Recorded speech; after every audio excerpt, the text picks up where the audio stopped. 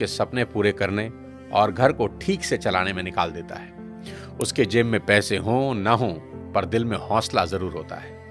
खुद के लिए 500 रुपए का जूता भी नहीं खरीदेगा, पर औलाद की खुशी के लिए 5000 का जूता भी उसके पैरों में पहना देगा। माँ 9 महीने बच्चों को कोख में रखकर सींचती है, पिता तमाम उम्र उसकी परवरिश खुशी खुशी करता है। आज देश भर के नौजवानों को मैं एक बात बता देना चाहता हूँ कि जिनके औलाद नहीं होती ना, वो न जाने कितने व्रत, कितने यत्न, क्या क्या जतन करते हैं। न जाने कौन कौन सी चौखट पर अपना माथा रगड़ते हैं, दर दर की ठोकरें खाते हैं। और जिस पल उनकी गोद में कोई नन्हा फरिश्ता आता है ना, वो माँ बाप उसी पल से उसकी सारी जिंदगी की चिंताओं को अपने सर ले लेते हैं। शादी ब्याह, पढ़ाई लिखाई, सबकी फिक्र उसी पल से होने लगती है। माँ बाप थोड़ा थोड़ा पैसा बचा के बेटियों के लिए एक एक गहना बनाना शुरू करते हैं ताकि उसकी शादी में काम आ सके। एक बाप अपने जीवन भर के प्रोविडेंट फंड का तमाम पैसा एक झटके में हंसते हंसते अपने बच्चों को दे देता है। माँ बाप बच्चों के लिए किसी भी हद तक जाने को तैयार रहते हैं। मैं खुद 2 प्यारी सी बच्चियों का पिता हूँ और यकीन मानिए, अगर कोई मुझे गारंटी दे कि किसी पहाड़ पर चढ़ने से मेरी बेटियों का फ्यूचर सेफ होगा, तो मैं बिना देर किए नंगे पांव उस पहाड़ पर चढ़ना शुरू कर दूंगा। और मेरी ही तरह दुनिया के हर माँ बाप अपने बच्चों के लिए ऐसा ही करेंगे। माँ बाप चाहे कितने ही सक्सेसफुल हों, दुनिया में किसी भी लेवल पर हों, पर जब बात अपने बच्चों की आती है तो आप सिर्फ एक साधारण माता पिता होकर रह जाते हैं। शाहरुख खान कितने ही बड़े बादशाह हैं, दुनिया उनकी सिर्फ एक झलक पाने को बेताब है। उनकी फिल्मों का बॉक्स ऑफिस कलेक्शन करोड़ों रुपए का है। वो जिस रोड से गुजर जाएं सड़कें जाम हो जाती हैं। उनकी सिर्फ एक झलक पाने को उनके घर मन्नत के आगे लोगों का सैलाब लगा रहता है। ऐसा स्टारडम किसी किसी विरले को नसीब होता है, पर जब नारकोटिक्स डिपार्टमेंट उनके बेटे को अरेस्ट करता है तो वही सुपरस्टार शाहरुख खान तमाम रिसोर्सेज होते हुए भी समीर वानखेड़े के सामने हाथ जोड़े नजर आते हैं। उनके फोन की चैट लीक हुई जिसमें वो बहुत भावुक होकर समीर वानखेड़े से रिक्वेस्ट कर रहे हैं कि आप मेरे बेटे को छोड़ दें। दुनिया का सबसे बड़ा सुपरस्टार जिसे दुनिया झुका ना सकी, औलाद के 2 आंसुओं ने उसे तोड़ कर रख दिया। पिता होना इतना मुश्किल है। राजा दशरथ बहुत पराक्रमी राजा थे। उनके पराक्रम का डंका तीनों लोकों में बजता था। जब देव और दानवों के बीच युद्ध हुआ तो खुद भगवान इंद्र राजा दशरथ से मदद मांगने आए। दानवों की सेना जिस राजा दशरथ के नाम से कांपती थी, उन्हीं राजा दशरथ ने अपने पुत्र राम के बिछड़ते ही अपने प्राण त्याग दिए। इतने पराक्रमी राजा भी पुत्र मोह से ऊपर ना उठ सके। पिता होना इतना मुश्किल होता है। महाराजा दशरथ हो या शाहरुख खान और ना जाने कितने ही लोग, पूरी दुनिया के सामने कुछ और होते हैं, पर बात जब अपनी औलाद की आती है तो सबकी पर्सनैलिटी के अलग एंगल देखने को मिलते हैं। माँ बाप होना इतना मुश्किल है। सिर्फ पिता ही नहीं, माँ का कर्ज तो मरकर भी नहीं उतारा जा सकता। बच्चे का मलमूत्र माँ बाप के अलावा कौन साफ कर सकता है, और ऐसा वो खुशी खुशी करते हैं। इसलिए शायद भगवान ने माँ बाप की पूजा खुद से भी पहले बताई है। बच्चा बीमार होता है तो नींद माँ को नहीं आती। माँ बड़ी अद्भुत है। वो बच्चे के रोने के अंदाज से समझ आती है कि भूखा है या पेट में दर्द हो रहा है, क्योंकि बोल के तो बच्चा समझा नहीं सकता। प्रसव पीड़ा इस दुनिया के सबसे बड़े दर्द में है, जिसे हर माँ खुशी खुशी सहन करती है ताकि एक नवीन जीवन धरा पर आ सके। कहते हैं कि 20 हड्डियों के एक साथ टूटने के बराबर जितना दर्द होता है ना, उतना ही दर्द एक माँ को होता है एक बच्चे को जन्म देते हुए।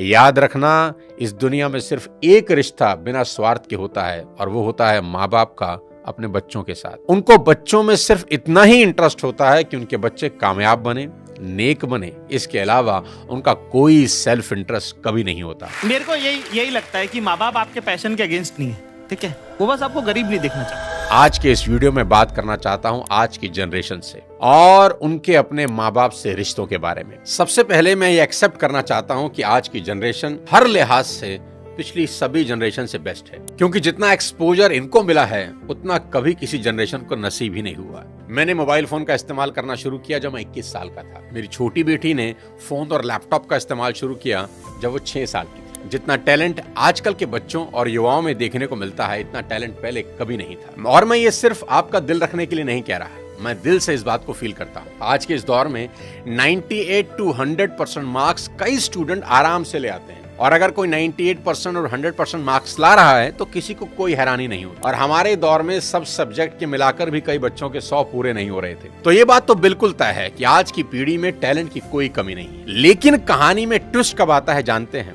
जब बच्चे 14 से 20 साल की उम्र में होते हैं। अब इनके हार्मोन्स जंप करने लगते हैं और इसका सबसे गंभीर असर ये होता है कि ये हार्मोन्स बच्चों को पेरेंट्स से दूर कर देते हैं, क्योंकि इस उम्र में बच्चों को चाहिए आजादी और माँ बाप वो आजादी देते नहीं, क्योंकि वो जानते हैं इस तरह की आजादी के लिए ये उम्र सही नहीं है। तो पेरेंट्स रोकते हैं, समझाते हैं, उनको पता है ये उम्र फिसलने वाली है, यही वो उम्र है जिसमें फ्यूचर बन भी सकता है और बर्बाद भी हो सकता है। अब यहां बच्चों को लगता है कि यही दो लोग मेरे दुश्मन हैं। यहां बच्चे अब माँ बाप से झूठ बोलना शुरू कर देते हैं, चीजें छुपाना शुरू कर देते हैं। बच्चों को अब दोस्तों के साथ रहने में ज्यादा मजा आने लगता है, अपने ही माँ बाप अब दुश्मन दिखाई पड़ने लगते हैं। अगर किसी बात पर माँ बाप डांट दें तो आजकल के बच्चों का एक फेवरेट डायलॉग है, आवर पेरेंट्स आर आउटडेटेड, पापा आप सठिया गए हो। और अगर बच्चे ऐसा कर रहे हैं तो मुझे इसमें कोई हैरानी की बात नजर नहीं आती, ये नेचुरल है, सभी करते हैं। 25-30 साल पहले हम भी यही करते थे और आज के कोई 25-30 साल के बाद इनके बच्चे भी ठीक इसी इंटेंसिटी से ऐसा ही करेंगे। ये साइकिल चलता रहेगा। अरे आपको दिक्कत क्या है हमसे? कम से कम हम कोशिश तो कर रहे हैं ना। बाकी मोहल्ले के लौंडों के जैसे सड़क पे आवारागर्दी तो नहीं कर रहा है, लंठाई तो नहीं कर रहा है। पढ़ाई पे ध्यान दिए होते तो अरे नहीं गया ध्यान पढ़ाई पे। एक और कहानी जो इस उम्र में होती है वो ये कि बच्चे अपने पेरेंट से अब नफरत करते हैं और दूसरे पेरेंट की बात खुशी खुशी सुन लेते हैं। यहाँ अपना ही एग्जाम्पल देता हूँ। आज बहुत लोग मेरी बात सुनते हैं और मानते हैं, दूर दूर से कंसल्टेशन लेने आते हैं, पर मेरी अपनी बेटी को समझाने में मेरे पसीने निकल जाते हैं। कपिल शर्मा के शो में आमिर खान का भी यही प्रॉब्लम है, जो उन्होंने बताया कि सभी स्टार्स के बच्चे अपने करियर की सलाह मुझसे लेने आते हैं, पर मेरे अपने बच्चे मेरी बात नहीं सुनते। बच्चे बात सुने या ना सुने ये मेरी प्रॉब्लम नहीं है, मेरी चिंता कुछ और है, वो बताता हूँ आपको। अभी कुछ दिन पहले मैं एज अ चीफ गेस्ट अपनी बेटी के स्कूल में गया, जहां उनकी प्रिंसिपल ने मुझे इनवाइट किया। उनका कोई एनुअल डे प्रोग्राम था। मैंने वहां भी यही कहा कि मेरी चिंता बच्चों की परसेंटेज को लेकर कुछ ज्यादा नहीं है, क्योंकि पिछले 20 साल में कोई 200 से ज्यादा कॉर्पोरेट्स को मैं ट्रेन कर चुका हूं और मैं जानता हूं कि स्कूल और कॉलेज में पढ़ाई जाने वाली 90% बातें जिंदगी में कहीं काम नहीं आती, और 90% बातें जो जिंदगी में काम आती हैं वो स्कूल और कॉलेज में पढ़ाई ही नहीं जाती। मुझे तो याद ही नहीं कि कब sine theta upon cos theta is equal to tan theta मैंने अपनी जिंदगी में कहीं इंप्लीमेंट किया।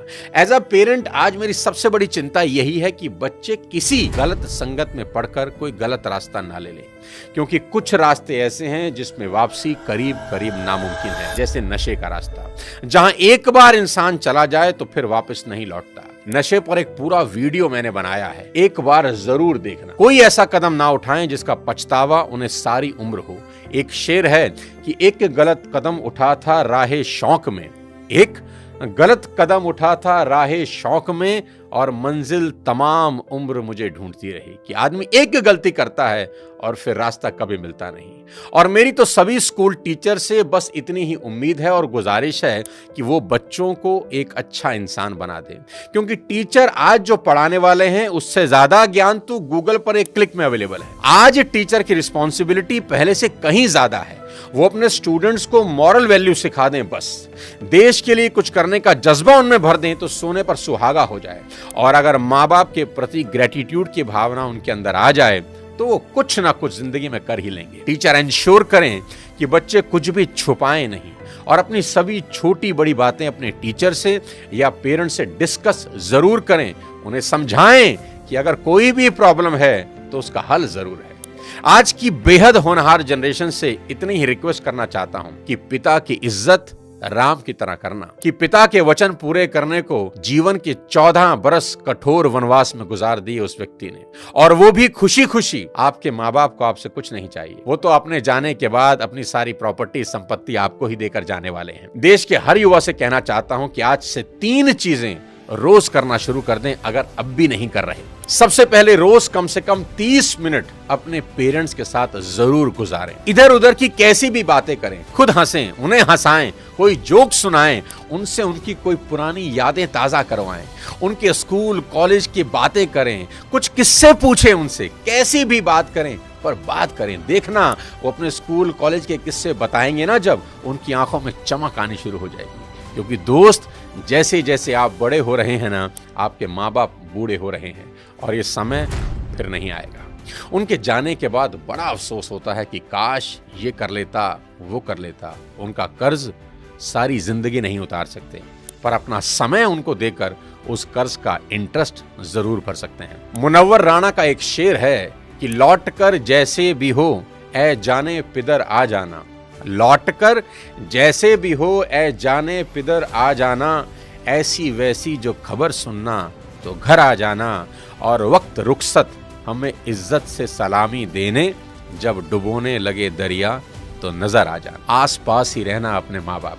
दूसरी बात, भूल कर भी उनसे ऊंची आवाज में कभी बात ना करना। उनको कभी ये एहसास ना हो जाए कि अब हम बूढ़े हो रहे हैं, कमजोर हो गए, इसलिए हमसे ऐसे बात की जा रही है। याद रखना, आपकी वजह से उनकी आंख से निकला एक आंसू आपकी तमाम जिंदगी बर्बाद कर सकता है। माँ बाप तो फिर भी माफ कर देंगे, पर वो माफ नहीं करेंगे। तीसरी सबसे इंपॉर्टेंट चीज, बिना माँ बाप के पैर छुए घर से मत निकलना।